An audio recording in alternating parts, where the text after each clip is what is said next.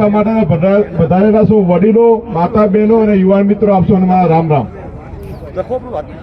ગેનીબેન તો વાવના ધારાસભ્ય છે, 2027 સુધી વાવના ધારાસભ્ય રહેવાના છે, પણ બનાસકાંઠાની અંદર જે બનાસકાંઠાથી બહારથી આવેલા તાનાશાહો, જેમ બનાસકાંઠા કોઈ નધણિયાતો જિલ્લો છે અને જિલ્લા ઉપર કબજો કરવા માટે જે મથી રહ્યા છે, એ વ્યક્તિવાદીની સામે ગેનીબેનને ચૂંટણી લડવા માટે કોંગ્રેસ પાર્ટીના સર્વે આગેવાનો કીધું તમારે ચૂંટણી લડવાની છે.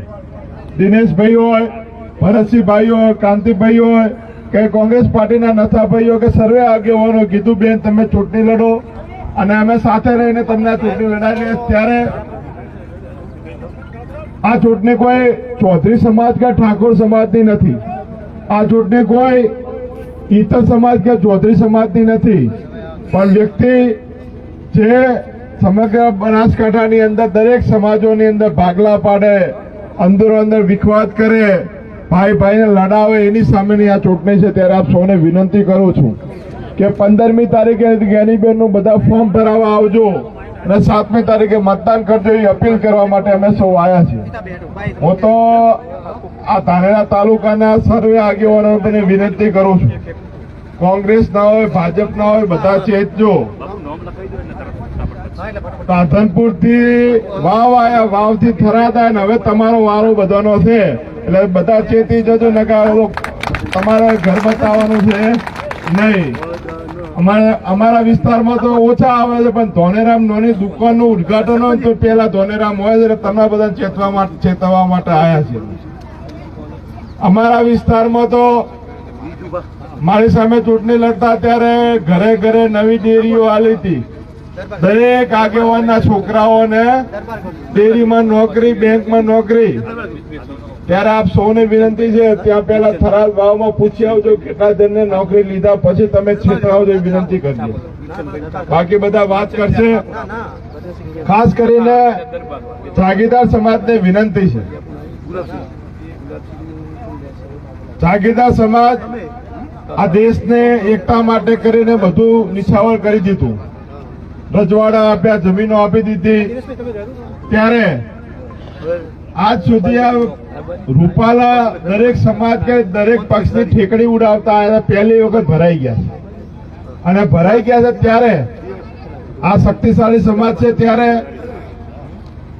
કોઈ પણ સમાજની બેન બેટી સામે આક્ષેપ કરતા પહેલા 1000 વખત વિચારવું પડે.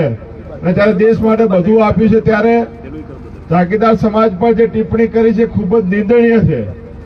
અને આજે ગામડે ગામડે ભાજપના ઉમેદવારોને જ્યાં જાગીરદારોના ગામડા છે ત્યાં તો પ્રવેશ કરવા દેતા નથી. પણ ઇતર સમાજને પણ વિનંતી કરું છું કે સાથે રહીને આજે જાગીરદાર સમાજ છે, આવતીકાલે કોઈ બીજી સમાજ હશે, ત્યારે આપ સૌને પણ વિનંતી છે કે કોઈ પણ નારીનું અપમાન એ દરેક સમાજનું અપમાન છે. ત્યારે આપ સૌને વિનંતી કરું છું, એનો જવાબ પણ આપજો.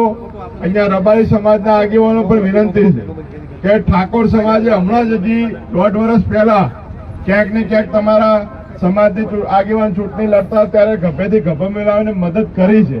તો આપણા ઉપર જે માથે જે ઉતારવાનો આ સમય આવ્યો છે. અને રાજકારણની અંદર તો એક હાથે હાલવાનું હોય છે ને એક હાથે લેવાનું હોય છે. આ ઠાકોર સમાજ ધાનેરાની અંદર નથાભાઈ હોય તો વોટ આપ્યા છે, જોઈતાભાઈ હોય તો વોટ આપ્યા છે, હરજીવનભાઈ હોય તો વોટ આપ્યા છે, મફતલાલ પુરોહિત સાહેબ હોય તો વોટ આપ્યા છે, બુવાભાઈ હોય તો આપ્યા છે, માવજીભાઈ હોય તો આપ્યા છે, પોપટલાલ જોશી હોય તો આપ્યા છે. આ સુધી આ સમાજે કોકને ધારાસભ્યમાં વોટ આપ્યો છે. તાલુકા જિલ્લામાં દરેક સમાજને વોટ આપ્યો છે. આજ સુધી ક્યારે પોતા માટે માંગ્યા નથી. ત્યારે આ ઠાકોર સમાજની દીકરી જયારે ચૂંટણી લડતી હોય, આઝાદીના 75 વર્ષથી ઠાકોર સમાજ બીજી સમાજને મોટા કરતા હોય, તો દરેક સમાજને વિનંતી કરું છું કે 75 વર્ષના વ્યાજ સહિત ગેનીબેનને આ વખતે વોટ આપજો. વિનંતી સાથે આપ સૌનો ખૂબ ખૂબ આભાર. અને આ 15મી તારીખે એગ્રે ઠઠ કિંમતમાંથી ફોર્મ ભરાવો વિનંતી સાથે આપ સૌની રજા લઈને આગળ જવું છું. રામ રામ.